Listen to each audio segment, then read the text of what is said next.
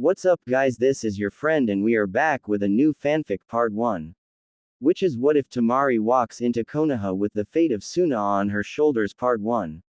And if you enjoy this fanfic, then please press the like button and subscribe to my channel Anime Hub 1.2 for more fanfic Lee. K this. And now let's start the fanfic. Fear was nothing new to Temari. It was an aspect of her everyday life since she was a child. And yet this time was different. This time there was more than just her life at stake, and much more weight sitting on her shoulders. Things were tense on all sides. Everyone was on edge and there was no shortage of suspicion. Greater minds were working overtime to think of solutions. Everything from surrender to an all-out war had been considered. But at the end of the day, it was all just wasted time between bickering old men. War was obviously out of the question. Even the most arrogant-minded individuals of Suna weren't able to lie to themselves enough to think they stood a chance against Konoha, especially after what happened during the Chunin exams. No one wanted a repeat of the humiliation that was handed to them. Surrender was suicide at this stage. If Suna showed any sign of weakness after losing so many shinobi, they would become the target of any and all villages with enough guts and ambition. They could defend their home well enough, but they couldn't afford to be trapped in a siege. Desperation had gotten the better of them. They had chewed at every straw, reached farther than they had wanted, even begged for an outcome that didn't leave them at a clear disadvantage. From a political standpoint, they were ed. That hopelessness and desperation, however, did open up avenues that unfortunately led to her current position. She wished she could say she was happy that she could be of use to her village, to be a key player in the salvation of her home and people. But it would be a lie. The failures of Suna had haunted her for so long already. She wanted nothing more than to focus on her life as a shinobi and distance herself from the politics of it. Yet here she was, the gates of Konoha clearly visible in the distance, and her anxiety growing with every step she made. Her hands had long since gone numb from clenching too hard, and she couldn't help but feel like she was noticeably sweating. Those traveling with her weren't saying anything, but it was clear that they were aware of her nervousness.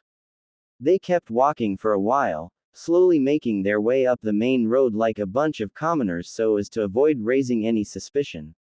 A safe approach, maybe, but it was insulting for a shinobi to be forced to give up all tactical advantage in such a manner. Once they were close enough to the gates, Baki ordered the group to stop for a brief rest before being forced to brave the no doubt unpleasant welcome Konoha had waiting for them. Temari took any delay as a blessing, quickly separating herself from the group and finding shade under a tree. Things were moving a little too quickly for her liking. There hadn't been enough time for her to stop and truly process what was happening, what was going to happen. More than ever, she had to rely on her training to keep herself from buckling under the pressure of it all. Her father was dead, her mission a failure, her village humiliated, and now she was being forced to go and grovel at Konoha's feet on behalf of her people. All of this within the span of a month. It was maddening. "Are you all right, Temari?" Baki asked, his one eye showing what little compassion he could without losing face. Temari nodded. "I'm fine," she said. "It's just a lot. No one expects you to hold yourself together during such things," he said. "Letting them see how you feel isn't wrong. They will expect as much. I won't let them have that. They have already taken too much from us as it is. Now is not the time to think of them as the enemy," Baki scolded. "Before our failures, Konoha was a loyal ally to our village. They may not have been kind or generous, but they upheld the rules of our treaty and never attempted to push things. That alone is more than we could have asked for from a more powerful village. Others would have taken advantage. Instead, we were the fools. But that doesn't change the fact that they are screwing us right now." "As they should," Baki said coldly. "We are shinobi, Temari. Things are not black and white. We betrayed their trust, we assaulted their home, and we were allowed to crawl away to lick our wounds. Konoha has shown us a level of mercy that we simply do not deserve. For that, We will do whatever it takes to make up for our mistakes and attempt to re-establish any form of truce that can be salvaged. Temari frowned but didn't dare to say anything back. Baki knew what he was talking about, she had no choice but to trust his wisdom. That didn't make it any easier to swallow her pride. I don't know if I can do this, Baki, she said. What if I screw it up? Baki sighed and put his hand reassuringly on Temari's shoulder. Anything you do from here, be it beneficial for Suna or not, is done with the best intentions. I know it, you know it, and everyone back home knows it, he said. How things go is now entirely up to the Hokage and the Council of Suna. Your part to play is important, but is at best a formality. Anything you can do to help smooth out the peace talks will be more help than you can possibly imagine. Quote, I'll do my best. I know what is being asked of you is a lot, but if anyone has the ability to make the most of a difficult situation, it's you, Baki said. Now, I'm sorry, but time is short. We have a schedule to keep and the Hokage is expecting us. Are you ready? Temari nodded. By the time they reached the gate, she had a better grip on her emotions, putting on a facade of confidence as best she could. Entering Konoha was simple enough, save for the dirty looks the gatekeepers gave them. The civilians were much the same. No one was quite game enough to say anything out loud, but their eyes screamed a different story.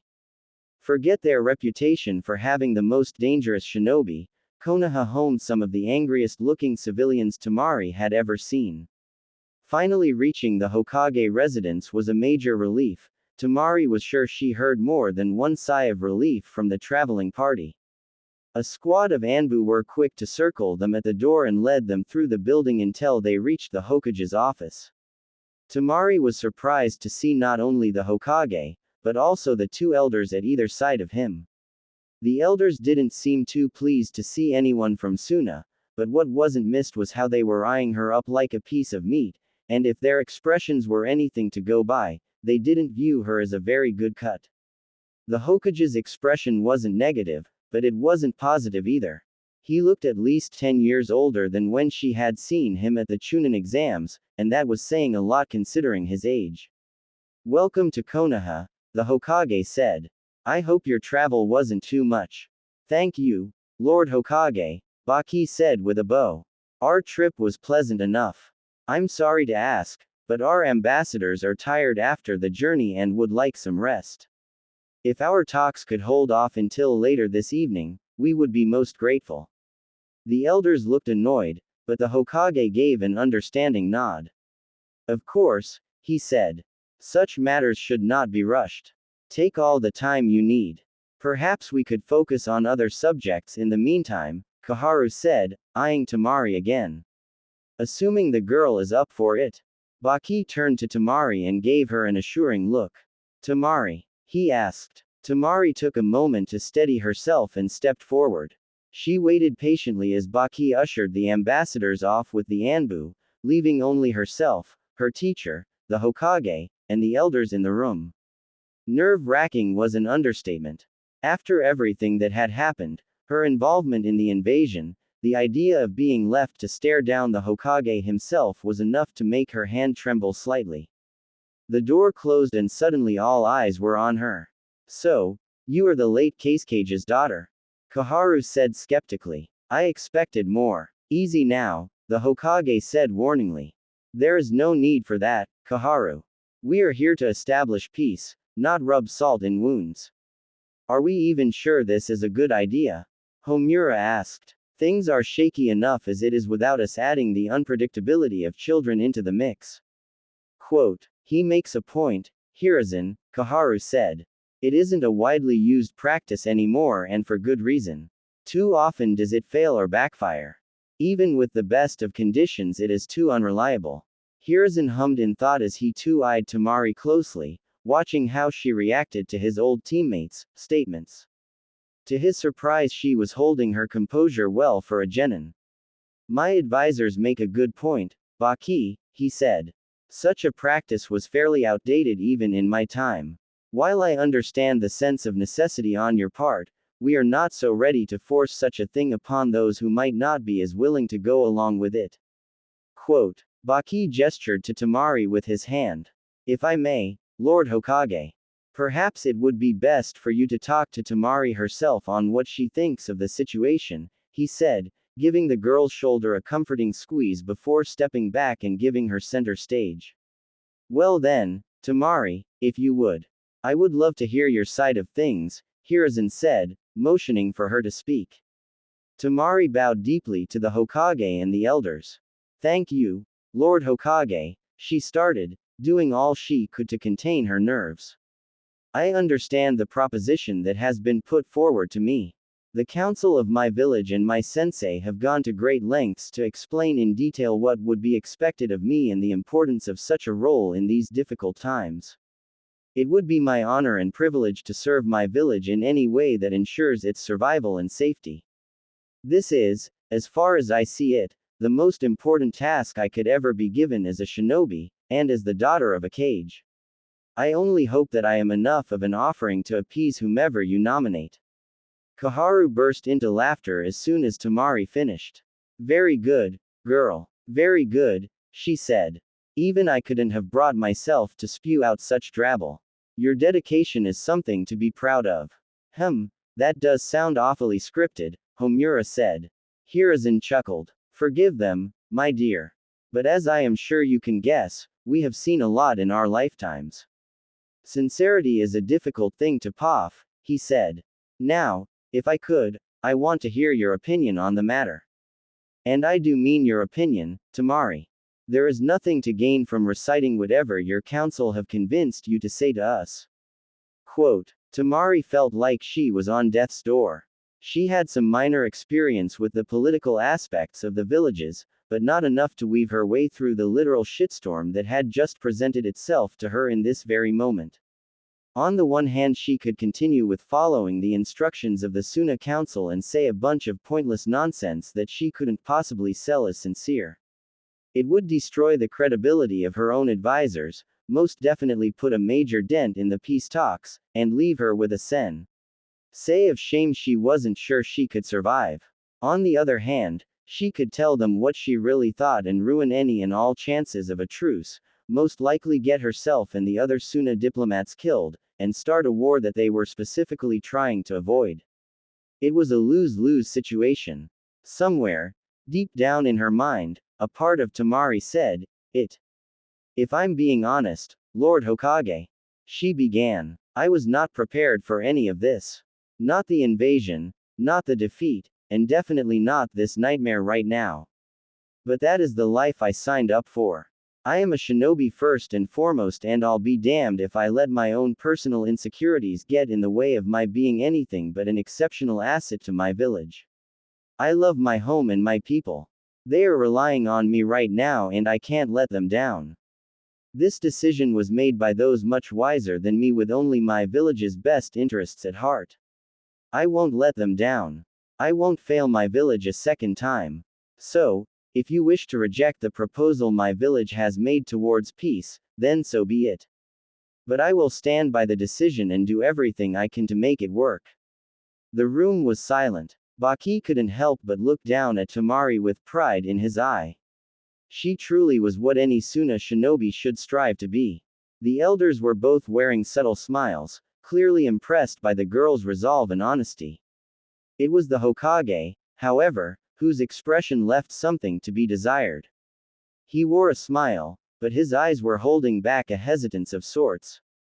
Temari couldn't tell if it was sadness or fear hidden in the Mon's face, but she wasn't about to let it dissuade her. Are you sure? The Hokage asked softly. We offer this one and only chance to back out. If you choose to continue, then Konoha will officially accept Suna's offer and there will be no going back. I understand, Temari said with certainty. Ha! Finally, a kunoichi with spirit and backbone, Koharu said cheerfully. I can only hope you rub off on some of our youth. We have been sorely lacking in your type of professionalism. I for one strongly approve. I too forward the notion, Homura said. I suppose the matter is settled for the time being, Hiruzen said. Thank you, Lord Hokage, Baki said, bowing deeply. This kindness and respect will not go ignored by our people. If I may, might it be all right if we could meet your village's nominee? The two elders shared an uneasy glance as Hiruzen seemed to develop an entirely different aura. No longer were they in the presence of an old man showing kindness to some poor genin. I'm sorry, but that won't be possible at the present time, he said. I promise I will arrange a meeting for the earliest possible time. If Konoha needs more time to choose a suitable candidate, Baki began.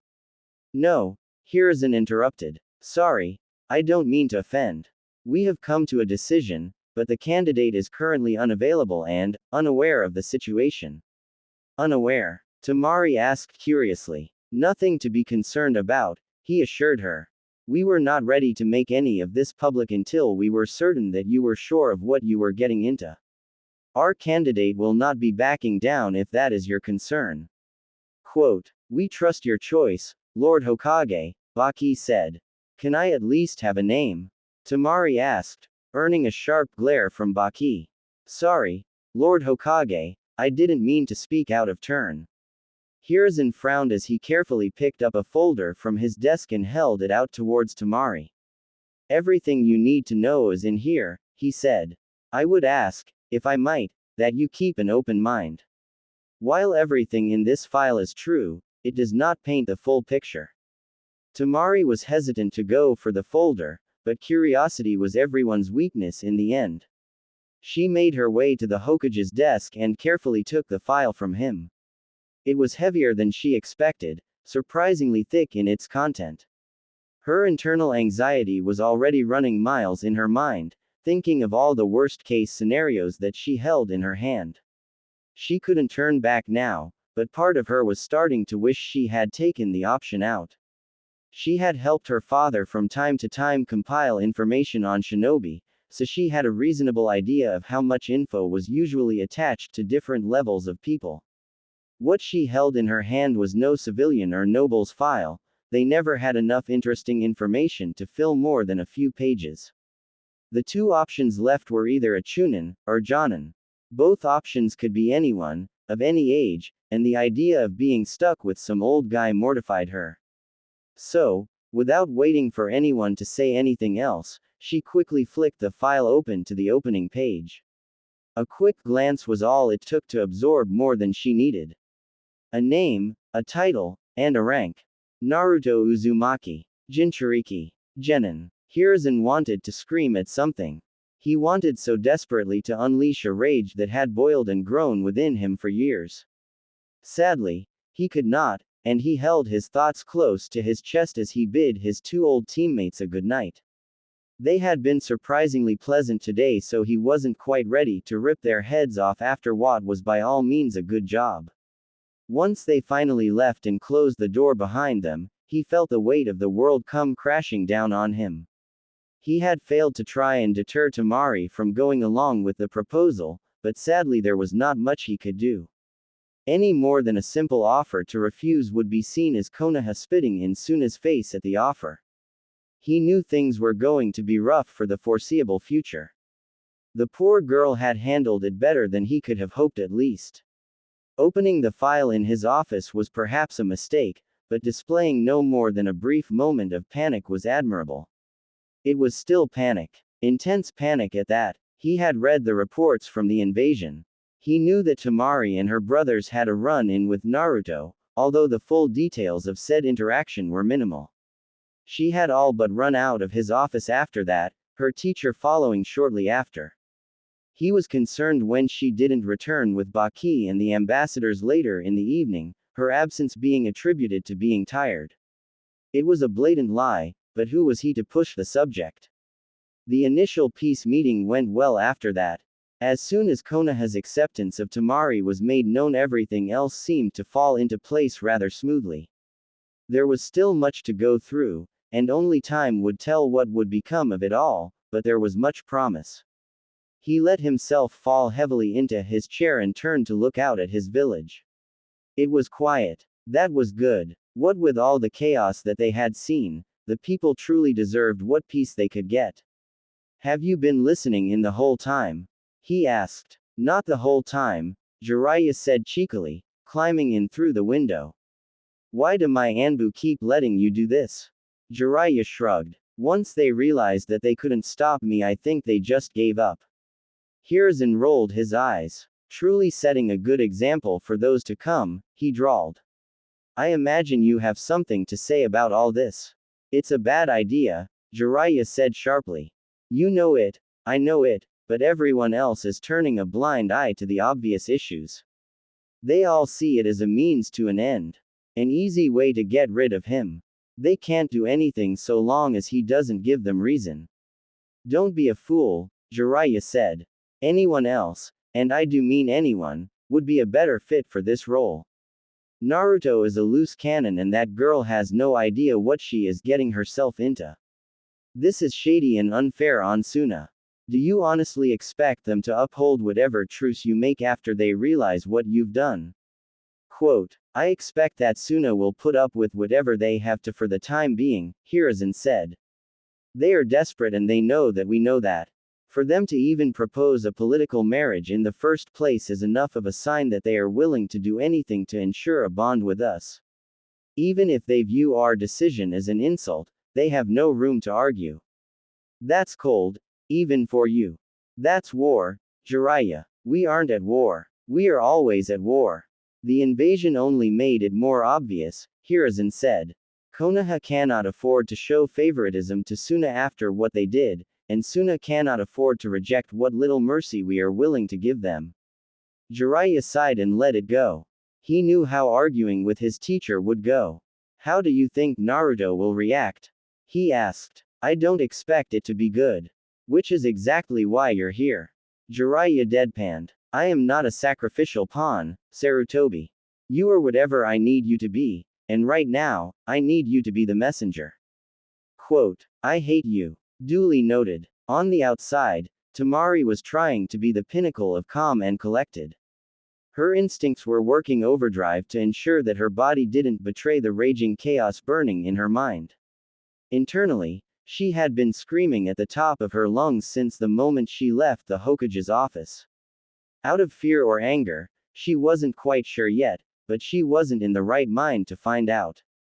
Every fiber of her being was telling her to run, to forego her pride and loyalty and save her own SK.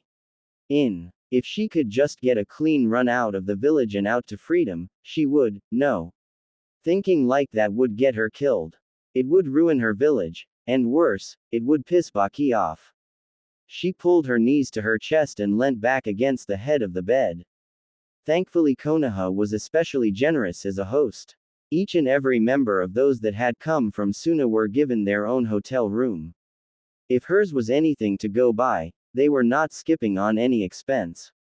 The place was big and open, empty feeling. She had tried to have a shower to drown away the mess of thoughts. It didn't help. All she could do was stare blankly at the folder spread out on the bed. She had gone through it all in record time. Something she now regretted deeply. Blissful ignorance would have been extremely appreciated right now. This whole bullshit plan was supposed to get her away from such things.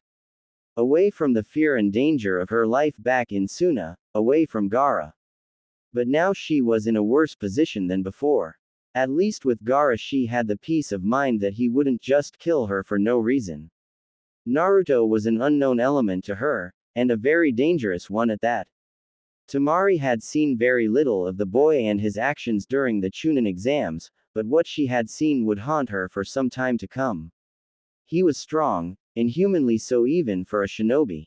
Lacked any fear of death and appeared to hold no one's life in high regard, including those of his fellow shino. His file only seemed to confirm his brutality and carelessness. In some ways, his file was more unnerving than Gaara's. It didn't give any real reasons as to why he was the way he was, nor did it seem to imply that there was any reliable method of controlling or directing his actions. I'm so Ed, Temari thought to herself. There was a gentle knock at her door that pulled her back to reality. She put the papers back into the folder and got up to open the door and was relieved to find Baki on the other side. Are you holding up all right? He asked softly. She nodded. I'll be okay, she said. I just didn't expect it to be this bad. Baki gave a slight grunt of acknowledgement. Their decision is a curious one, he said. The thought of using a Jinchuriki for such a thing is unheard of. I don't see what advantage they are hoping to gain from it, but sadly we are in no position to argue. I know, but it doesn't make sense, Temari said. I've been reading everything in the file the Hokage gave me and nothing stands out. He doesn't have a clan, no bloodline limit, or any political connections of value. I thought political marriages were meant to be used strategically to benefit each village as much as possible. I just can't see how they are benefiting from this. It is an outdated practice, Temari. Long gone are the times when a simple marriage could be used to gain significantly valuable assets. Konoha has all the leverage here. They could very well be content with only attaining a symbol of peace between us, and a deterrent, he said. Is that all I am? All I'm worth to them? What you are to them is not important. What and who you are to us is everything, Baki said. You are the eldest child of our late Kage, a loyal shinobi, and you were the only one, of all the candidates, that our village unanimously agreed was not only capable, but also trustworthy enough to be considered for such a thing. You are the hope of Suna. You are a symbol of strength and sacrifice to our people. Suna will not forget what you will accomplish here. I won't allow it. Temari scoffed. That's only if I don't get killed first. Quote. Baki took a moment wander over to the bed and pick up the file, looking through it curiously. Naruto Uzumaki, he read aloud. Genin. Jinchuriki of the Kyuubi. Student of Kakashi Hatake. Responsible for death of Zabuza Momochi and Gato of Wave Country. From what I saw during the Chunin exams, he was a rather reserved boy until the fighting started. The brutality he unleashed on that girl from Odo was unsettling. Our reports say that he was the one that fought Gaara during the invasion, is that right? Quote. He's the one that beat Gaara, Temari said. Do you know how he accomplished such a feat? Temari shuddered. I wasn't able to keep up with the whole fight, she admitted. I know he was able to summon shadow clones, more than anyone should be able to. Gaara might as well have been fighting an army. And his chakra, it was leaking out of him, like a red ooze in the form of a fox. It melted through the sand. By the time we caught up to Gaara it was over. He was covered in burns and beaten to a pulp. And Naruto? Baki asked. Drenched in blood, but barely a mark on him. He just stood there and watched us take Gaara away. Didn't say a word. Jinchuriki are more dangerous than people think these days. But I don't need to remind you of that. He is still only a genin, but he will only get more dangerous from here on, Baki said. You have more experience than anyone in how to deal with being around such a person. We gave Gaara a reason not to touch you and Konkuro, but we can't strong-arm this boy like that. The most important task for you right now is giving him a reason to keep you around. How am I supposed to do that? Quote. Sadly, that will have to be up to you, Temari, he said. But I have complete faith in you. Now, get some sleep. Tomorrow will be more of a headache than today and you'll need all the energy you can spare. Quote. Temari wasn't sure if she could groan loud enough or roll her eyes back far enough at the thought of what was to come. In politics. Temari had not slept well. Between compulsively rereading every word in Naruto's file and overthinking every possible scenario of the near future, there just wasn't enough time to sleep. Baki would have something smart to say about her poor self-control, but luckily, he was tied up for the day. As it turned out, her part to play in the peace talks was easily dismissed after she agreed to the marriage. The Hokage and his advisors had claimed there was no point in wasting her time when she should be using it to better get to know her new home. Glancing down at the piece of paper in her hand, she grimaced. A list of noteworthy spots to see around Konoha and places for her to get familiar with. It almost hurt to read. She already knew many of the important parts of the village. They were the first points of reconnaissance before the invasion, not to mention comically unguarded. Some of the list made sense, like the training grounds, mission office, shinobi library, among several other locations that she didn't have the motivation to seek out and explore. No, her interest was in one place and one place only. Apartment 23. It was the only place that wasn't on her list that definitely should have been. Actually, it didn't make much sense to her as to why it wasn't on the list at all. Naruto's apartment should have been a priority. If she was truly going to go ahead with this marriage and be stuck living here, then it made sense she would end up living with her future husband. Oh, how the word made her spine twist at just the thought. She was supposed to be a kunoichi. Marriage had never crossed her mind, and for good reason. Even back when boys had become somewhat interesting to her, it had never been in such a way. Her whole retirement plan was to just die gloriously somewhere on the battlefield, not marry, grow old, or God forbid, spawn children. Sadly, her dreams of service and glory were quite dead at this stage. Whatever laid before her now was unplanned chaos at best. As such, Temari thought it smart to try and be as prepared for the worst as she could be. For the moment, being prepared meant breaking into Naruto's apartment and seeing what she was dealing with. Finding the place was easy enough. He didn't live anywhere particularly special or hidden. It was a modest place, perhaps a little run down, but not as bad as she had expected. What she didn't expect was the word, Kyubi, to be carved so boldly on the door. Temari took her time scoping the place out. Naruto was a shinobi, so traps and defenses were always a possibility.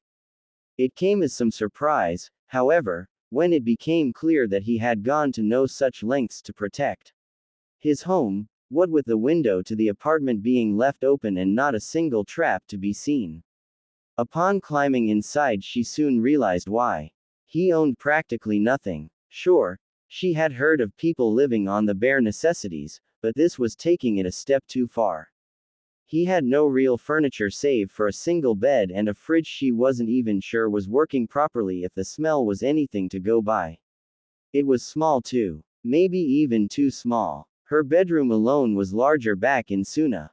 I have to live here, she thought to herself, an expression of serious regret threatening to cement itself on her face. Already planning the decorations? A voice asked behind her. Temari whipped around only to come face to face with an all too familiar mask and single-eyed smile. Or perhaps you were trying to catch my dear student alone for a more conjugal visit? Kakashi asked slyly. Wasn't, Temari stumbled nervously on her words as she tried to think of a decent excuse.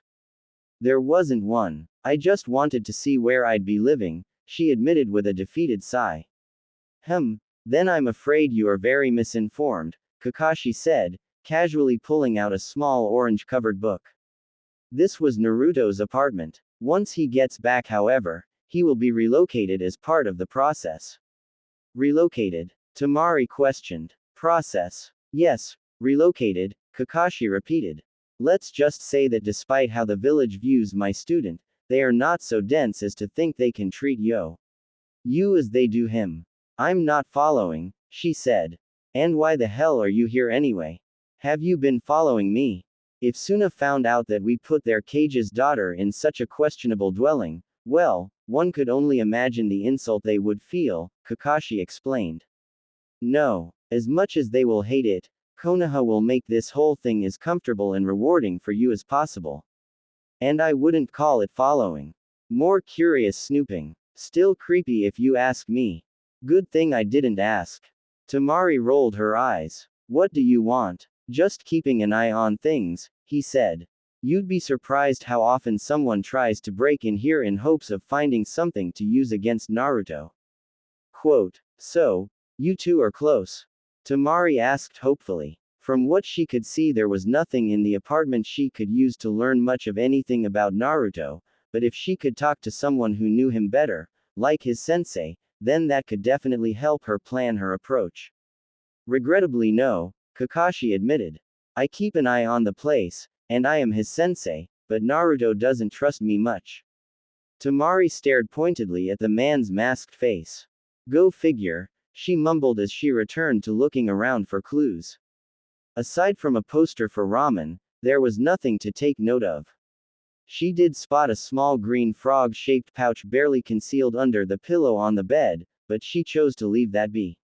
This place is useless. Quote, you were hoping to get an insight into him, weren't you? She shrugged. Can you blame me? She asked. I didn't exactly talk to him during the Chunin exams. All I have to go off is the file the Hokage gave me, and even that was vague. Quote, perhaps I could help. You said you weren't close. Does a shinobi need to be close to someone in order to know things about them? He asked. Temari quirked an eyebrow at him. Has anyone else ever told you how creepy you are? Quote, many times, he said dismissively. Now, what are you trying to learn about, my dear student? I guess I just want to know what I'm in for, Temari said unsurely. What kind of person he is? Maybe an idea as to what my life is going to be like with him.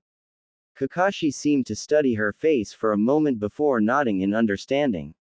You're worried, after what you saw during the Chunin exams? Quote, Temari crossed her arms in annoyance. Can you blame me? No, Kakashi answered. You are not alone in your fears. There are many who now fear Naruto. Not just for what he is, but what he is capable of. Quote, I don't care what he is. Temari said harshly. I have lived with a Jinchuriki for most of my life. I know what to expect of that. What I don't know is what him being a Jinchuriki has turned him into. What this village has turned him into. Oh, she sneered at him. Don't play stupid, she said. My brother didn't just become a murderous psycho on his own. I know what happens to Jinchuriki. What villages try to make them into. So, what is he? Kakashi actually put his book away at that. He had not expected such a question, least not from someone so young, or from another village. He let out a deep sigh as he sat down on the window. We didn't attempt to make a weapon of him, if that's what you're implying, he began. Naruto is, for a lack of better words, troubled. Temari rolled her eyes. You're not going to be very helpful to me, are you? She asked rhetorically, already making her way to the door. At least do me the favor of not letting him know I was snooping around his place. Don't let your guard down, Kakashi said just before Temari could close the door behind her. He's not a monster. But you must be prepared. There is more to him than you will learn from just observing or asking others. You should try and learn from him personally. And if I can offer advice on how to approach that, I would say, slowly. Quote, Temari turned to say something only to realize that Kakashi had already left. She figured his cryptic form of insight was the best she was going to get for a while, and so she closed the door behind her and made off for the market section of the village. There was nothing worth stressing over on an empty stomach, and she still had several places to scope out before the day was over.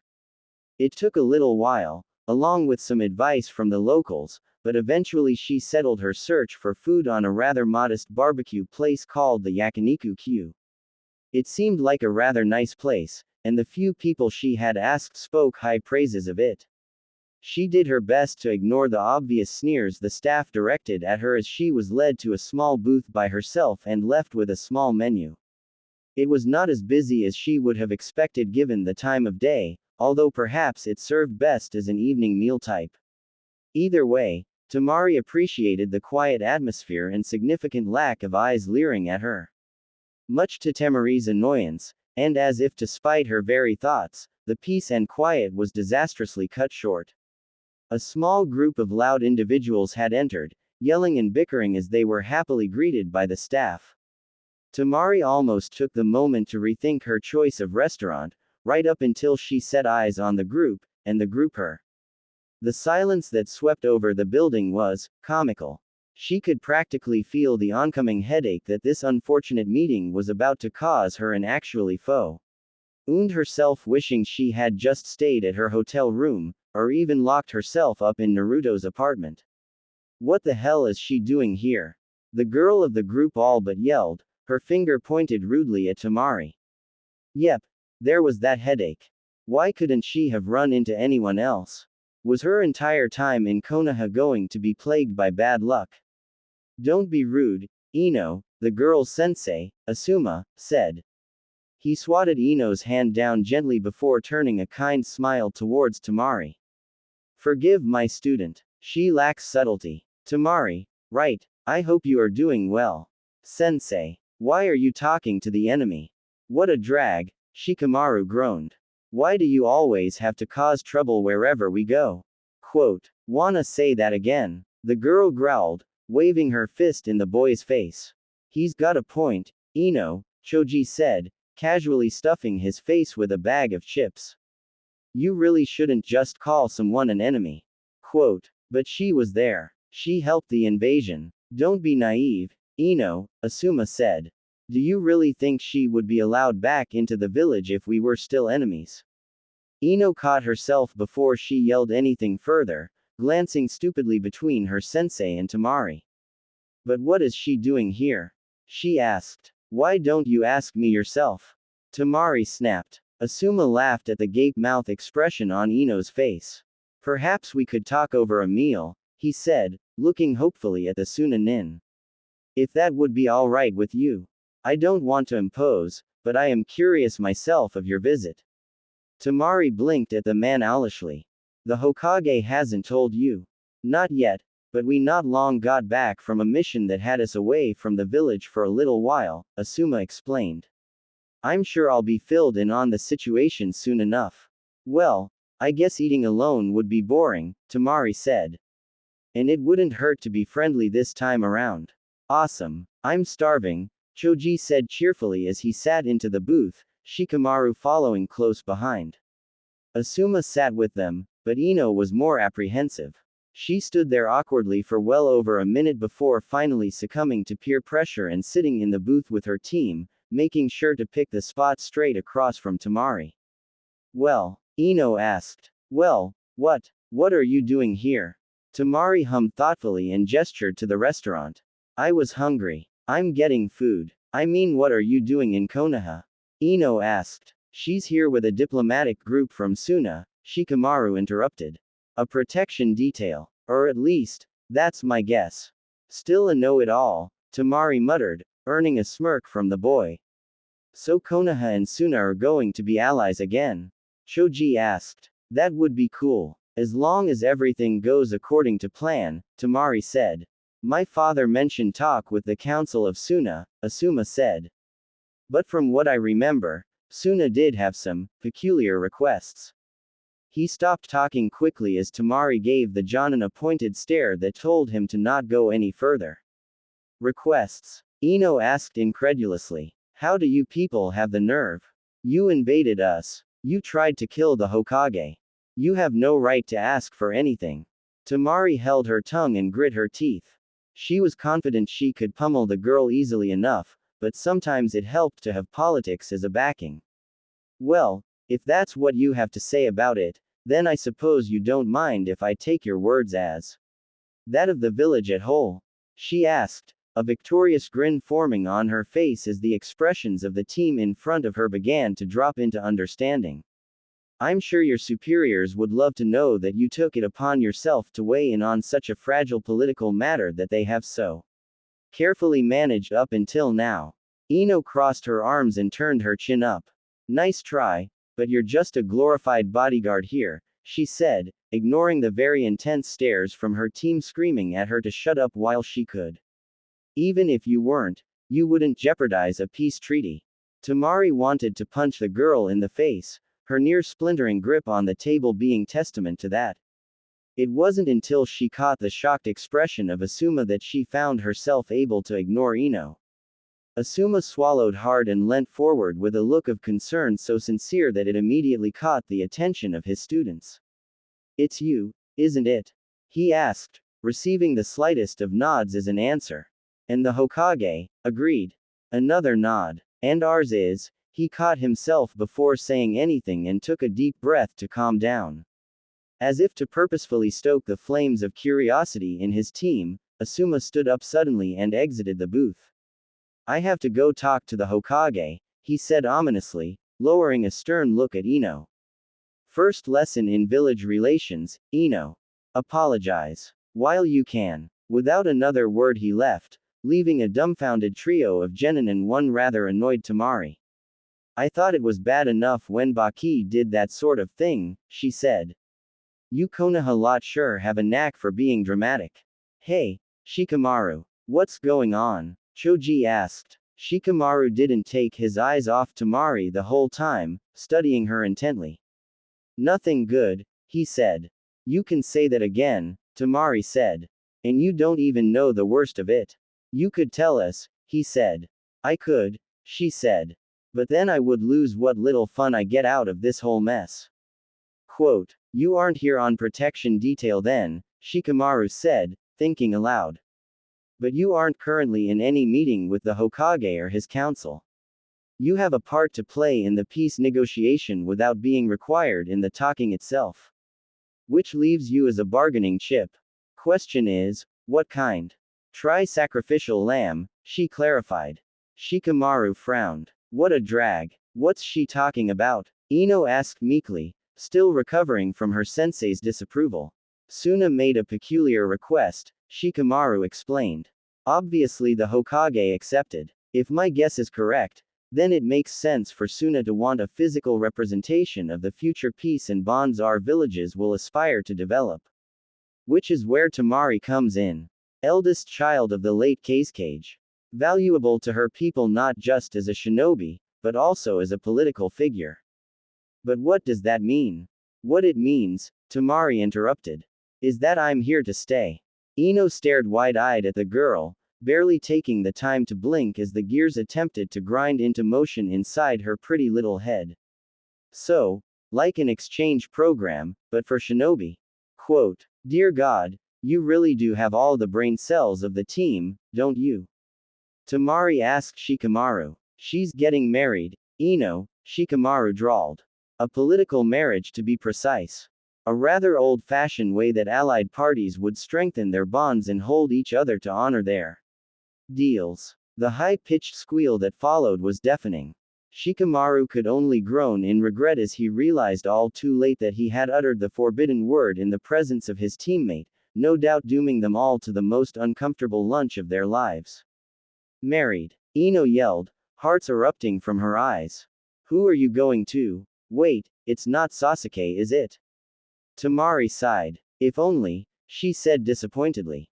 Emo boy isn't exactly my type, but at least I'd be confident I could have him wrapped around my finger by the end of the year. Or at the very least he'd be so focused on his own miserable existence that I could forget he even exists. No such luck, I'm afraid. Choji finally took a moment to ignore his desire for food. Wait, so if you know who you're marrying already, then they would know too, right? But we didn't know, so maybe it's not anyone we really know. You know him. We do. I really hope so, otherwise my next question is going to be a waste of time, Temari said. I have a bad feeling about this, Shikamaru said, shuddering as Temari leant towards them. What can you tell me about Naruto Uzumaki? You could have heard a dust mite fart. Ino sat with her mouth hanging open like a distraught fish, and Choji couldn't do more than stare longingly at his bag of chips as if wishing his appetite would come back to him. Shikamaru was even less composed, letting his head fall hard onto the table as two words slipped from his mouth. Oh. Baki had steeled his resolve in preparation for any and all possibilities that he could think of when dealing with Konoha. After all that had happened during the Chunin exam invasion, he knew there would be lingering tension. No one forgave or forgot so quickly. Thankfully, much to his surprise, the people of Konoha had been more welcoming than he could have hoped. While not outright accepting, he and the diplomats from Suna had not been openly insulted. The occasional glare or snide remark was easily ignored. What could not be so easily ignored was the Hokage's decision regarding the marriage proposal. He had put on a brave face for Temari's sake the night before, but he would not let it slide without an explanation. His village was going above and beyond in their offering of the poor girl. Sure, she had no bloodline herself, nor was she expressly powerful. The Kazecage's blood still ran through her veins though. Temari was more than just a potentially good shinobi, she was easily one of the most promising Suna had. If she were to have children, the chances of one of Suna's greatest bloodline limit being passed on was not something to scoff at. To be honest, she was the only chance with the way her brothers turned out. For such an offering to go unnoticed, or rather, unappreciated, was inexcusable. Hence, with what little time he had to himself, Baki had found his way to the Hokage's office, waiting patiently to be seen. He waited longer than expected, being ushered into the office some minutes after arriving and finding the Hokage being helped into his robe by a young woman. "Oh, pardon the intrusion, Lord Hokage. Perhaps I should come back another time," Baki said with a deep bow. "Not to worry," the Hokage said, thanking the woman and gesturing for her to leave. "That is one of our medical nin. After everything that happened recently, they have been keeping a closer eye on me." Quote. Baki took a seat. "The battle with your former student," he surmised. "I imagine it took its toll." Hiruzen chuckled. "Age has taken its toll. That battle only proved what damage was already done." Quote. "But you prevailed." "Barely," Hiruzen said. "For what it's worth, Suna and Oto truly did have a chance that day. Had things gone differently, I'm sure I would not be here now to have this conversation." Quote. Baki swallowed nervously as he started to rethink his intentions for being here. Perhaps questioning the motives of the very person he had tried to help assassinate was not wise. "It's for Temari," he thought before clearing his throat. "Forgive me, Lord Hokage. I must admit my reasons for coming to see you are less than ideal," he said. "You are here regarding Temari's position," Hiruzen said knowingly. "You clearly care for the girl.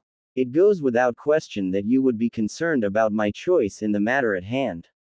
I don't mean to offend. And I take no offense, Baki," he said. "But you have questions, and I will answer what I can." Quote. Baki thought for a moment before speaking. "I saw what the boy is capable of during the exams. The reports I have heard and read about his part to play in the invasion, his ability to defeat our own Jinchuriki, only add to my concerns," he said. "I guess, in a sense, I would like to know if Temari will be safe with your decision." Hiruzen took a deep breath. "Your suspicions and worries are well founded," he admitted. "There is no point in trying to hide it. Naruto is, much like your own Jinchuriki, an unpredictable asset. I would like to play along with the foolish notion the rest of the village maintain by saying we have him under control, but the truth is we don't. He abides by my rules to an acceptable extent. Even listens to me more often than not. But make no mistake when I say that he is loyal to himself and himself alone. Yet he protected the village." Baki asked incredulously. "He fought impossible odds against an unleashed Jinchuriki to protect others. It is exactly that kind of thinking that has stayed the fears of so many in this village," the Hokage said sadly. "The outcome can always be twisted so easily to make it seem appeasing to the masses. The reality is much less so." "What do you mean?" "Naruto has never once fought for the sake of Konoha. He has never attempted to protect his fellow shinobi, and he certainly did not care for the lives of others when he confronted young Gaara," he said. "There is only ever one reason, that I've found so far, for Naruto to fight anything. To prove that he can." Baki frowned deeply and looked at the old man with disapproval. "So, Konoha made the same mistake as Suna," he said. "Trying to make a weapon of a child. I guess ultimately, we all must suffer for our hubris and cruelty." "We did not do as your cage did," Hiruzen said sharply. "Konoha has no need for such a weapon, nor would we risk the backlash of it failing as your attempts did. No, we failed in much more shameful ways." Hiruzen sighed deeply and reached into one of the drawers of his desk, pulling out an item wrapped in cloth and placing it gently before Baki. "I would have never given Suna's marriage proposal a second glance had Temari not been the candidate you offered. After reading her file, I could not help but make the most of an opportunity such as that. A girl, close enough in age, determined and willful, strong in her own regard, with years of experience living around an unstable Jinchuriki. The odds were impossible. All I need was to ensure she herself was willing to go through with it." You asked if Temari would be safe. I believe she will be. You are concerned that my decision is an insult to your village. That I can understand. And so, if you're willing to take an oath of secrecy, I can finally explain. You would trust me to keep a secret? Before our alliance is truly solidified? Baki asked. Hiruzen smiled. I am confident that my explanation will go some lengths in helping solidify the alliance between our villages, he said. Very well then. Do you know what this is? Hiruzen asked, carefully unfolding the cloth to reveal a three-pronged kunai. Baki stared at the kunai with all the intensity his one eye could allow. A dozen puzzle pieces he didn't know were connected suddenly forcing their way together in his mind. It was a truly painful experience. He should have seen this coming, should have noticed the signs. It was all far too convenient, so stupidly bold that even those who would suspect never held such suspicions for long. The idea was just so ridiculous. Naruto is the fourth Hokage's son, Hiruzen finished. His only child, born the night of the Kyuubi attack. The night the fourth and his wife died. They used their final moments to seal the Kyuubi into Naruto, and entrusted his safety and well-being to me. Quote, how is this possible? Baki asked. How does the world not already know of this? Such a secret should be impossible, especially considering the resemblance. I feared as much myself when I first decided to keep his identity a secret, Hiruzen said. However, as I'm sure you are now aware by your own disbelief, having such a bold resemblance is a trait easily overlooked when nothing else matches up. By some miracle, my failure was my success. Although ultimately neglecting the boy in favor of the village at large, I accidentally created the RFECT circumstances for him to slip mostly unnoticed by any who would seek his death or capture. Once I realized my fault in the matter, it was already far too late, so I made the most of a bad situation. Quote, does the boy even know his lineage? Hiruzen shook his head. I couldn't say, he said. Why are you telling me this at all? Baki asked. If only I am to know, then the importance of who he is will be meaningless to my village at large. They will continue to think you insulted us by wedding Temari to a random boy who happens to be a Jinchuriki. What is it you are hoping to gain here? I have failed Naruto at almost every turn of his life. This marriage is finally a chance I have to do some good for the boy, with Temari's help that is, he said. Temari is a strong girl, but she is still young. She will need guidance through things yet to come, and will require someone she trusts to confide in. She trusts you undoubtedly. As such, it is important that you and I come to an understanding so that we might help guide both of them to the best outcome possible. You're using us to make up for your own failures, Baki muttered in annoyance. Yes, Hiruzen admitted, but you are not in a position to be upset about that, so do forgive me for kicking you while you are down. Before Baki could say anything further, the office door was slammed open, Asuma charging in with an expression of rage focused on the Hokage. What the hell is wrong with you?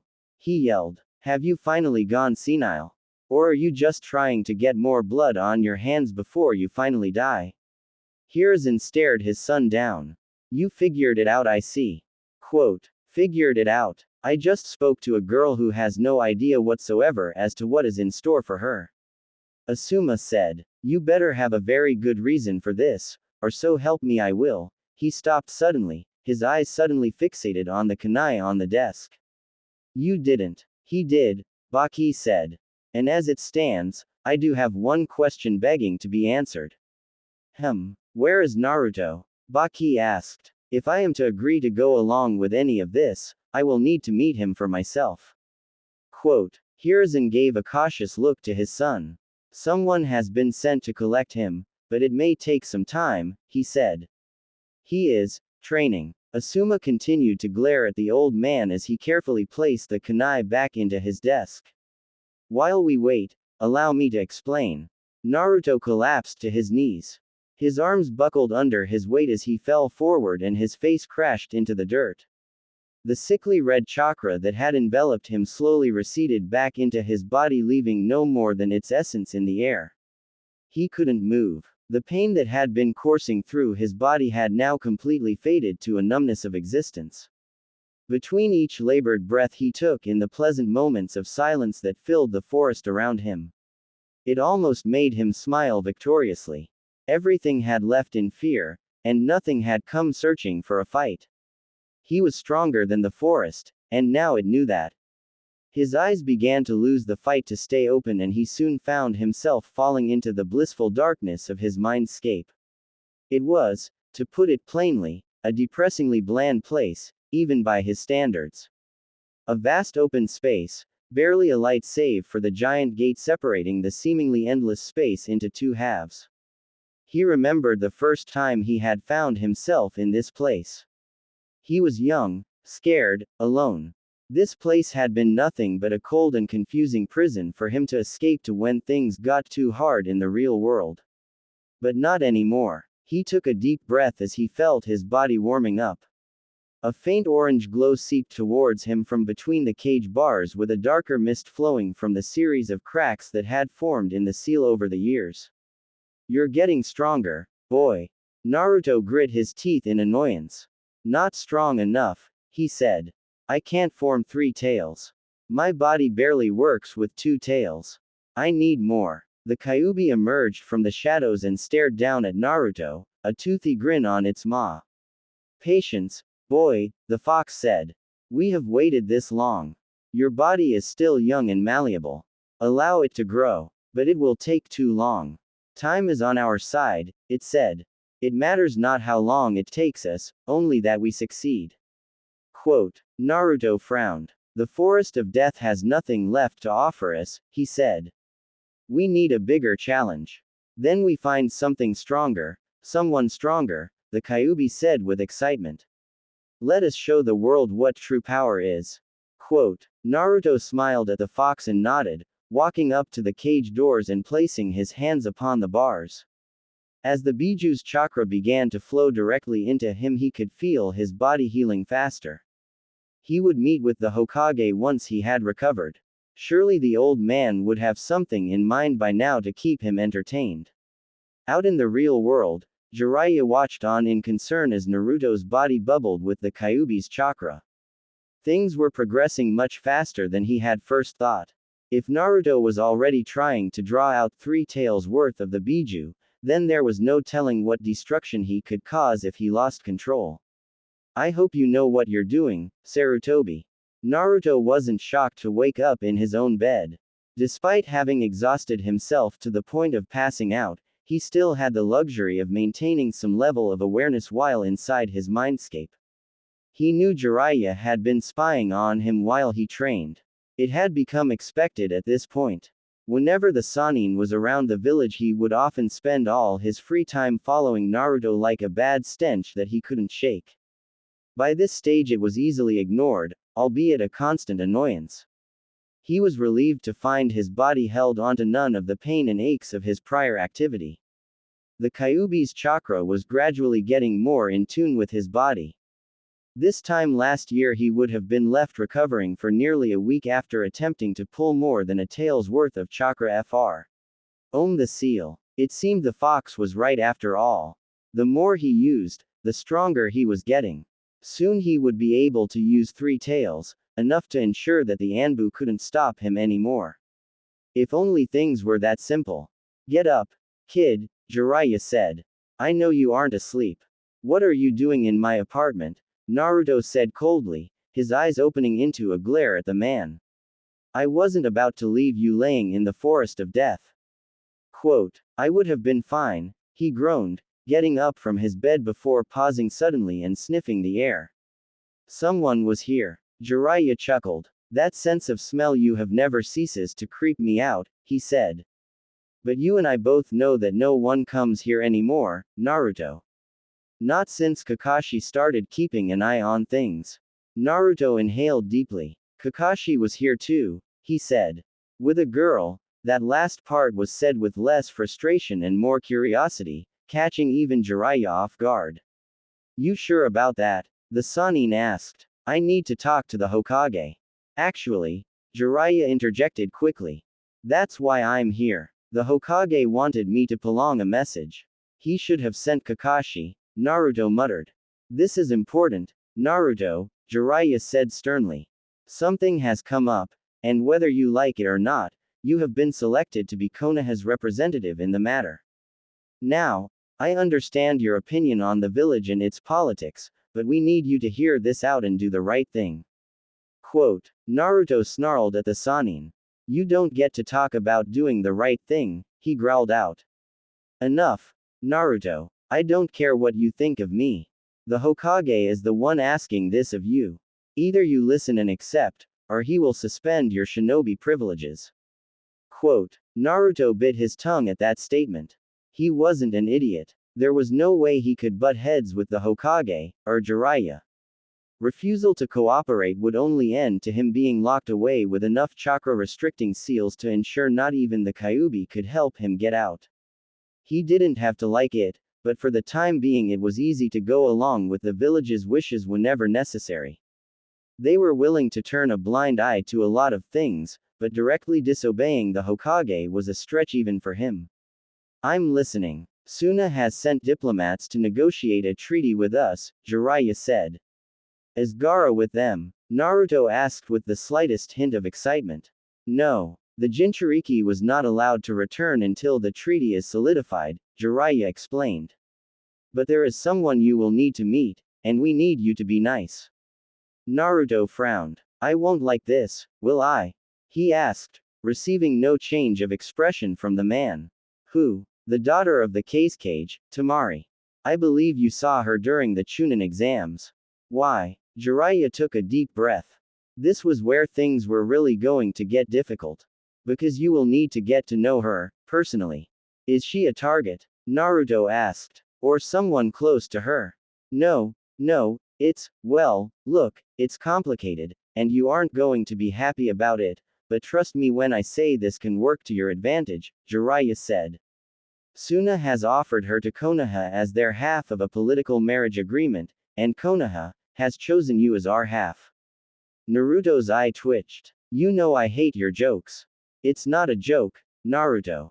This is real. You were the one chosen to represent the village in this marriage. I refuse. You don't have a choice. I'll leave. I'll bring you back. I'll kill you. Quote, quote. You hit your head, didn't you? Jiraiya asked jokingly. Naruto grumbled a few choice words under his breath. There's nothing I can do about this. He asked. No. What does this mean for me? In short, it means you're getting married, Jiraiya said. In broader terms, you'll have to keep up good appearances for the village's sake. It won't look good if she's miserable being with you, so you'll have to at least try and keep her happy, and most importantly, you'll have to keep her safe. Quote, Naruto gave the man a curious look. Safe. Jiraiya nodded, internally smirking victoriously as Naruto took the bait, hook, line, and sinker. Now all he had to do was reel it all in, sit back, and watch. Yes, Naruto. Safe, he said. Temari is an important figure to Suna, and this marriage will make her important to Konoha as well. What with the recent invasion, it makes sense that there are those who would rather she and Suna not get this opportunity. Not to mention the other villages who would seek to ruin this chance at our alliance holding true. It's likely that her life will be at risk as soon as word of this spreads. You want me to be a bodyguard? Naruto asked skeptically. After what happened in Wave Country. That's what we are counting on, Jiraiya said, a twinge of guilt burning in the back of his mind. It was bad enough that he had a part to play in what Naruto had become, but playing on the darkest aspects of the boy's mind was sick. Kenning. It made him feel too much like Orochimaru to be comfortable with. Naruto's lips ever so slightly twitched at the corners, threatening an all-too-knowing smile as things clicked in his head. Protect her, by any means. Quote, Jiraiya looked away in shame, already regretting what he was about to say. By any means, Naruto, he said. Her safety, this marriage, is important to Konoha. Unless the Hokage himself specifies otherwise, her safety takes precedence over everything else, over anyone else. Quote, Naruto seemed to take a moment to think Jiraiya's words over. This is what the old man said. He inquired cautiously. The Hokage will confirm the parameters of the agreement with you when you meet with him. Quote, when? As soon as you're ready.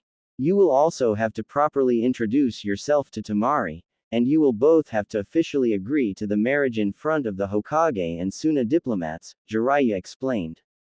Naruto nodded. I'll think about it, but I'm eating first, he said, making his way to the door. Come get me when everyone else is ready. Naruto, Jiraiya said, halting the boy suddenly and earning him a very annoyed look. This is going to be a good thing. Trust me, we will see, Naruto said coldly before slamming the door behind him. Yeah, I guess we will. Temari remained displeased with her attempts to learn anything substantial about her soon-to-be husband. It had proven to be a painfully uninsightful venture from which she learned nothing more than just how miserable things were going to be for her. Shikamaru had been at least partially helpful, but only to the extent of telling her what Naruto was like during the academy years. Apparently when he wasn't busy putting other kids in the hospital for any slight against him, he mostly kept to himself. The only positive she got from that was that Naruto didn't actively kill any other kids whilst in the academy. That was where the good news ended. Apparently Ino was friends with the pink-haired member of Naruto's genin team. Temari couldn't tell if the stories were exaggerated, her only comparison being the annoyingly vague mission reports in his file, but what Ino had supposedly heard was unsettling. Foe. Are them anyway. For Temari, it was like any other day of her life. Gaara was killing people with barely any restraint before he was a genin, so by her standards Naruto was at least less insane than him, or she hoped so. Didn't mean she misunderstood the gravity of the story. Gaara made a reputation of himself by being untouchable. Naruto was making his own similar reputation of being unkillable. Between wearing his orange tracksuit as a target on his back, and his team's strange knack for getting themselves in more danger than they should have been, Naruto was slowly putting that reputation to the test. Temari. She snapped out of her thoughts as Baki entered her room. Yes. We have been summoned by the Hokage, Baki said. Oh, give me a minute and I'll be good to go, she said, already up and hurriedly tying her hair up. Has something happened? Naruto has returned, Baki said, giving Temari a knowing look. We have all been summoned. You are to meet him, and you both will agree officially to the marriage before everyone. Temari froze for a moment before taking a deep breath. She knew what that meant. I may need a little longer, she said nervously. Baki nodded. Take your time. We are not in a rush. She waited for Baki to leave before she grabbed two large tufts of her hair in frustration. He didn't say it outright, but Baki knew exactly what to say to get the message across. He had been lenient on her during the travels here and all the way up until now, letting her still present herself as a kunoichi of Suna, allowing her to still dress in her preferred attire. It had helped her keep her composure with everything that was happening. It appeared that now was the time that luxury came to an end. There was a certain level of presentation expected by someone in her current position. She let her hair go and went to the wardrobe. While she may have held off on this part for as long as she could, that didn't mean she came unprepared. It wasn't much.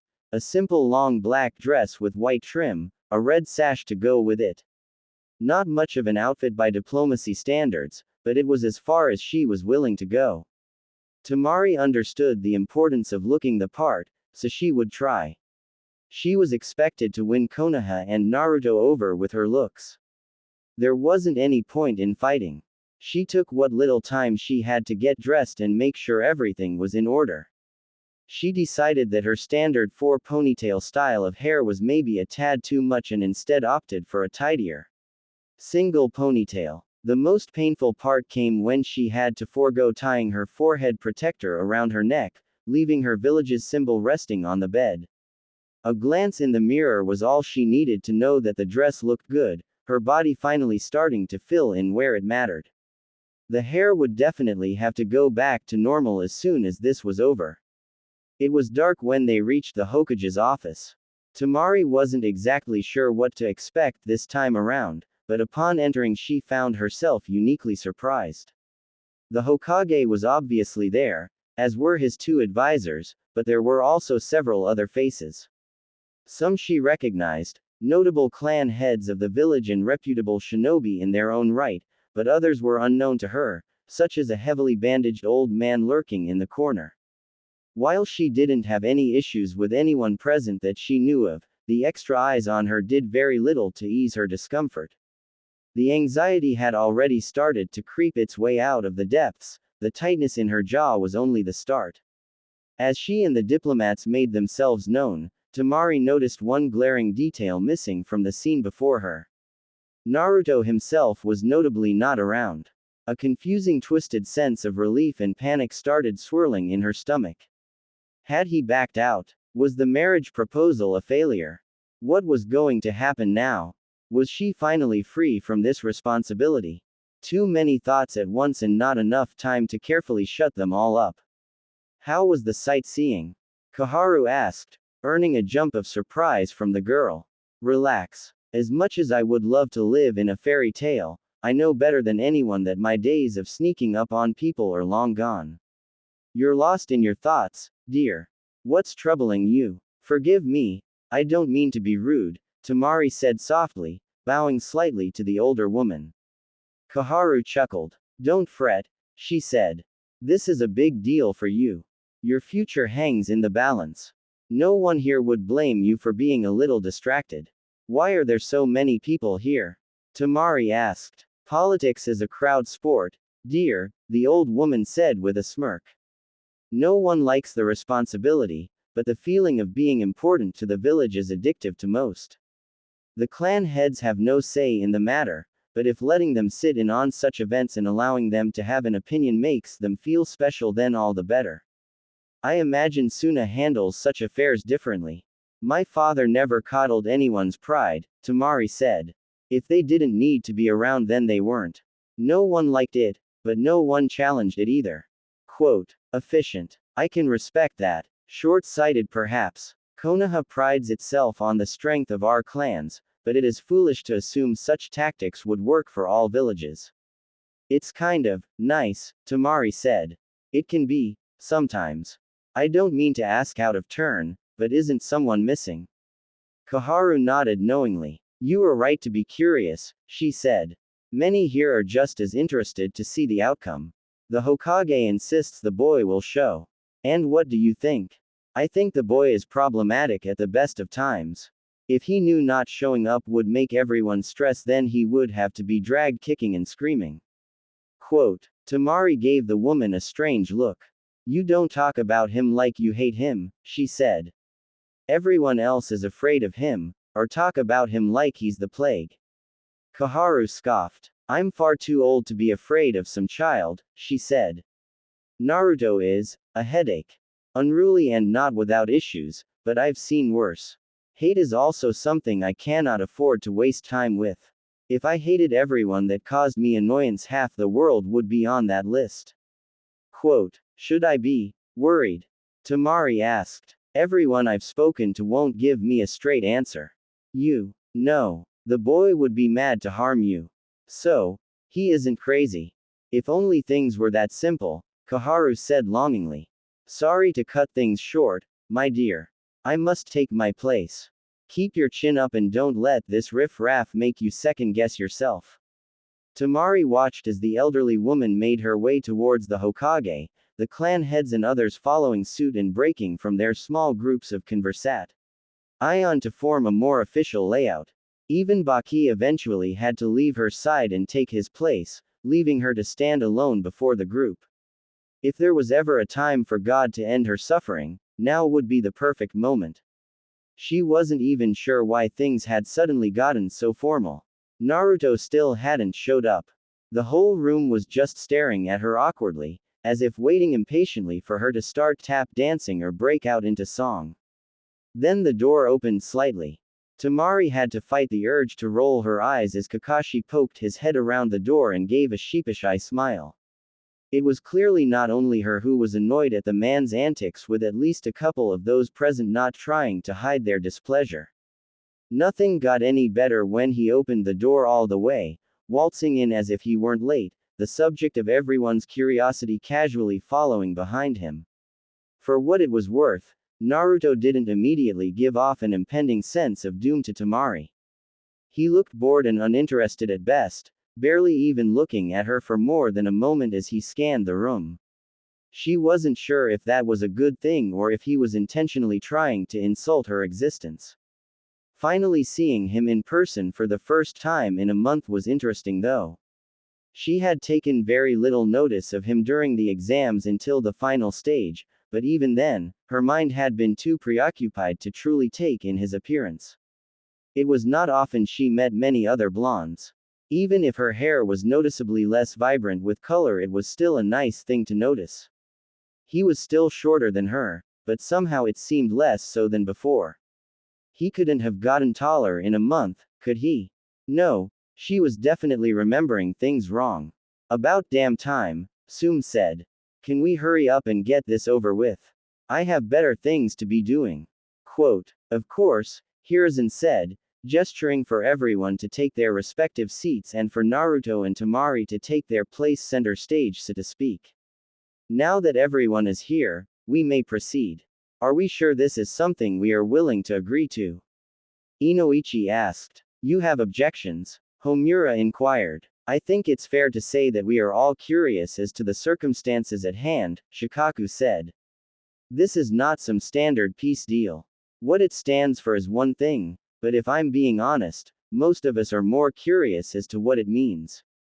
As the parents of the next generation of valuable clan heirs, this meeting could easily have started on a far less than friendly tone. Quote, your concerns are noted, but such a discussion will be had at a later date, Hiruzen said. Why not now? Sum asked sharply. Maybe we can avoid this mess to begin with. Because I said, Hiruzen snapped. Do not fool yourselves into thinking that any amount of words and complaints will change the outcome of tonight. You are here to bear witness to the decision we have made. The only ones who can change what will happen here are standing before you now. So please, do pay attention. Temari, Naruto, if you would. Temari was quick to start on K. She stepped forward and bowed deeply. Thank you, Lord Hokage, she said. I am honored to be here. All of your presence means a lot to both myself and my village. The acceptance of our proposal, and by extension, me as the candidate, goes a long way towards rekindling the friendship our villages have shared over the years. While not unexpected, Temari was a little surprised to see her words had at least somewhat charmed the clan heads.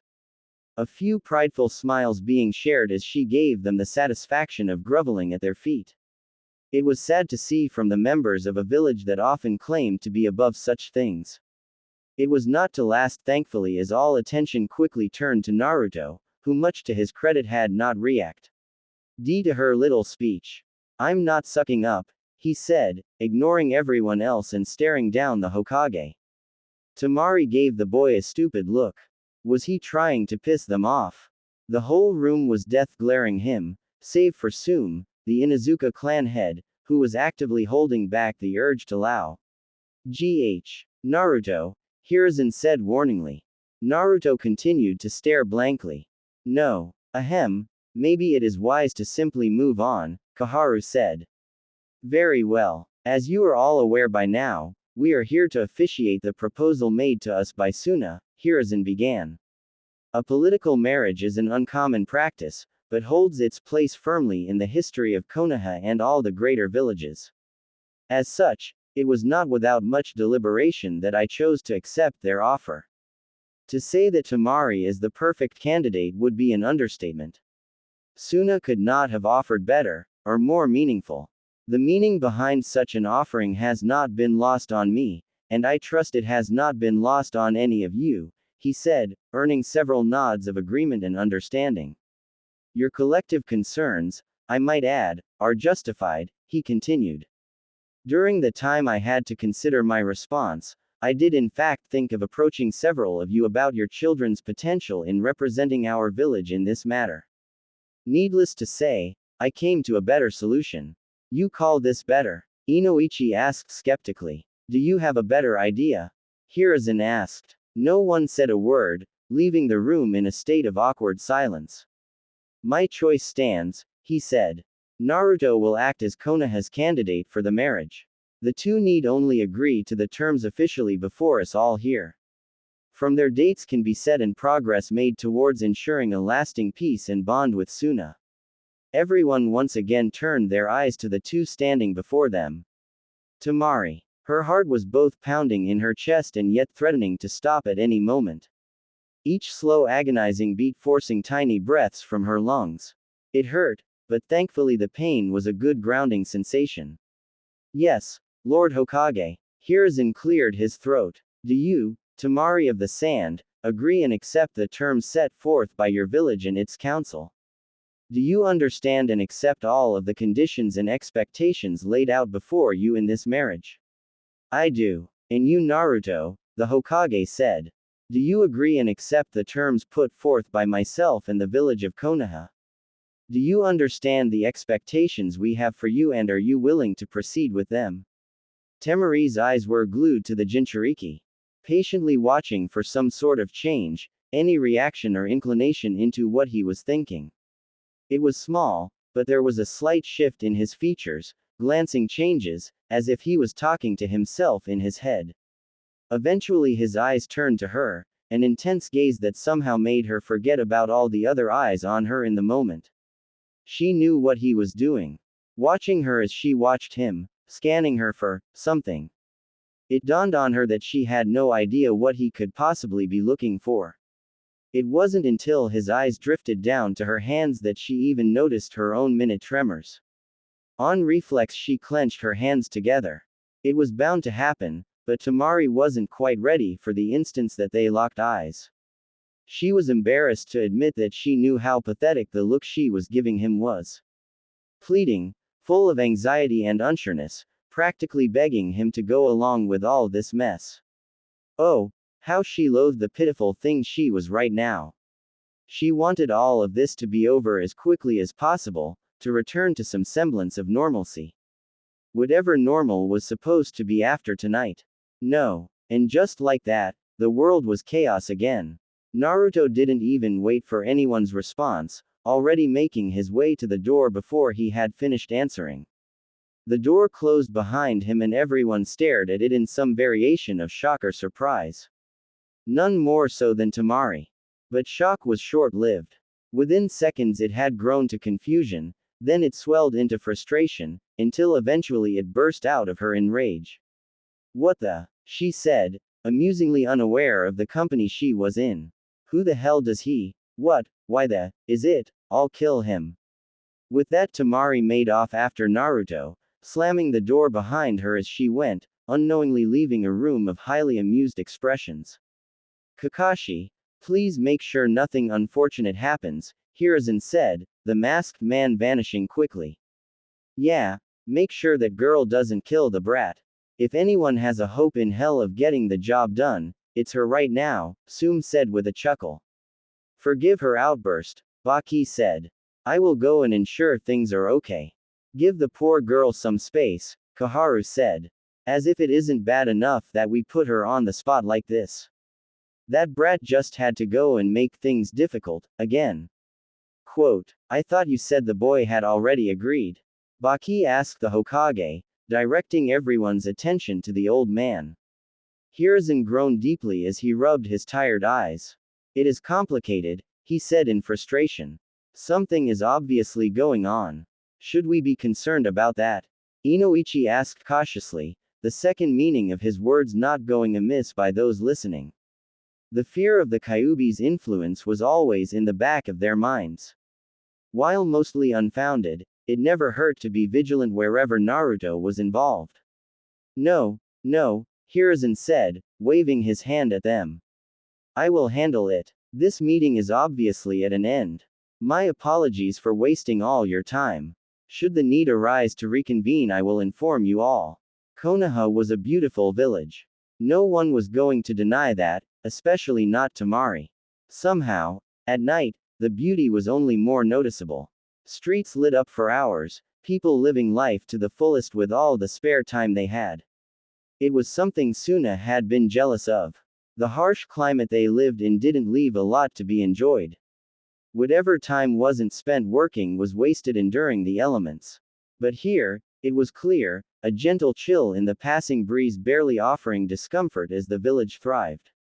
Nowhere was this scene more visible, more potent, than from atop the Hokage monument. A sight to see was an understatement. While all the major villages, and even several of the lesser-known ones had their tourist attractions, none quite compared to Konoha. The whole village on display for the world to see, its glory and majesty was truly humbling. The only issue Temari had with the view, was the moron standing in the way of it. What the hell do you think you're doing? She asked. Naruto shrugged. Avoiding people. Temari's eye twitched. You can't just walk out on this. Quote, I can. You didn't even take time to consider it. Naruto quirked his head at her curiously. You want this to happen? To be forced to marry me? He asked. Of course I don't. I didn't want any of this. But my village has expectations of me, and I'll sooner die than let you it all up after all the stress I just put myself through to agree to go along with it all. She yelled. You should have refused. Could have saved us both the trouble. I can't refuse. Not anymore. And neither can you. Naruto's eyes narrowed at the girl. You don't get to tell me what to do, he said warningly. Temari scoffed at him. I don't care what you do, as long as you don't ruin this, she said. I don't know what the Hokage told you, or what your village expects of you, but I don't give a shit. My village needs this to happen, I need this to happen. So, here's what's going to happen, you're gonna go back to the Hokage and apologize. You're going to agree to the marriage, then, once everything is finished, we can go about our lives as if neither of us exists, save for the occasional necessary meeting or public show. I stay out of your way, you stay out of mine. Why should I? Because if you don't, I'll make it my life's mission to make sure you regret it. The smile he gave her was almost enough to have her seeing red. It was some twisted combination of smug and challenging. I'd like to see you trail. Crack. No sooner had the words left his mouth had Temari's fist collided with his face. The satisfactory crunch of his nose under her knuckles brought her own twisted smile to her face as she waited for him to stew. MBLE back, but he didn't. Her face fell slightly as he held firm against her punch, still staring at her, his smile never leaving his stupid face even while blood began to run from his nose. She didn't get a chance to recoil at the sight before he grabbed her wrist hard enough to hurt, twisted her arm up behind her back and forced her down to her knees. The pin-prick sensation of a kunai at her throat was all the warning Temari got as she closed her eyes and waited, and waited. Temari felt the hold on her arm ease and the kunai pull away slowly from her skin. She opened her eyes slowly and turned her head up to look at him. He was spaced out. She wasn't sure how to describe it, but it was obvious he wasn't focused. It reminded her of how he appeared in the Hokage's office, as though he was lost in thought, only this time was different, as if he was barely there at all. Naruto. Temari glanced at Kakashi quickly before turning back to Naruto, watching as he came to. He stared at her with what looked like curiosity for a moment until he let go of her and let her put some distance between them. She watched him like a hawk while he put away his kunai and wiped the blood from his face, his nose already healing, then finally turned to Kakashi. Tell the Hokage I will consider the proposal further, he said, giving Temari a strange look. He started walking away before either of them could say anything, leaving a flabbergasted Temari and a visibly intrigued Kakashi in his wake. Are you alright? Kakashi asked Temari. I'm fine, she said, rubbing her wrist slightly. I think. Kakashi hummed thoughtfully in agreement. That was a little strange, even by Naruto's standards, he said. I don't even understand what just happened. If I was to hazard a guess, I'd say you've managed to make an impression on him, Kakashi said. Temari frowned as she stared in the direction Naruto had gone. Is that good, or bad? Wouldn't have a clue, he answered with an eye smile. Of course you don't, Temari said with a groan. So, what now? Quote, I should go and let the Hokage know the good news. You should go and get that wrist looked at. Naruto has a tendency to not know his own strength, he said, offering a wave goodbye as he vanished in a swirl of leaves. Temari wiped the small spot of blood from her neck and sat down atop the Hokage monument, idly rubbing her fingers dry. She knew things weren't going to be easy. That much had been clear since before she even left Suna. But now it was starting to really look like she would be giving her life in service to her village in a much more literal sense. If the way Naruto was acting towards her was any indication, then at least she had a chance of making things work to her advantage. Konoha might be happy to tiptoe around the issue, but Temari wasn't about to put up with this shit without putting up some kind of a fight. Why are we here? Naruto asked, finding himself, for the first time in a long time, genuinely confused by the situation he found himself in. He felt the Kyuubi's chakra bleed into his eyes, turning them a dark red and lighting up the world in a way that always amazed him. Seeing the world as a Biju did was one of the few things in life he found he truly enjoyed. We are observing, the Kyuubi said plainly. With his eyes adjusting to the chakra, Naruto finally turned his attention to their supposed target of interest. Luckily, or stupidly, Temari hadn't noticed him sitting on the roof of the building across from her hotel room. He had been following her since the Hokage monument at the Kyuubi's request, but the fox had been infuriatingly tight-lipped about the reason why. So far, aside from briefly showing up to the hospital, the girl had done nothing of interest. Even now, as she sat on her bed scrawling over his file for the umpteenth time, there was nothing Naruto could see as being useful to observe. You stopped me from killing her, he said. Why? This girl holds political standing among her people, no. Single quote. Yes. But if she marries me, she will become part of Konoha. What use will she be? The Hokage is attempting to contain us, the Kyuubi said. As much as it sickens me to say, but it may do us well to play it safe for the moment. That accursed Sanin is still lurking around. The last thing we need is him getting suspicious and tampering with the seal. All of our progress could be ruined. And, the girl is our solution. The old fool thinks he can tie us down with her. Keep tabs on us. Control us. There is no harm in making him think his little scheme is working. You expect me to play along with this. I expect you to do whatever is necessary to ensure these insufferable idiots don't keep such a close eye on us. It is challenging enough for you to do what is necessary as it is without further hindrance. We need a cover. This girl is perfect. An opportunity like this will not simply fall into your lap again. Naruto scrunched his nose. How long do I have to do this for? As long as it takes, boy. All we need is time. Naruto sighed deeply as he continued to watch Temari. Somewhere along the line she had fallen asleep on top of the pages of his file. He chose to take this opportunity to find out just what information the old man had given her. Being careful was a no-brainer. There had to be Anbu keeping tabs on the hotel, and he didn't want to get caught up in another chase with them anytime soon.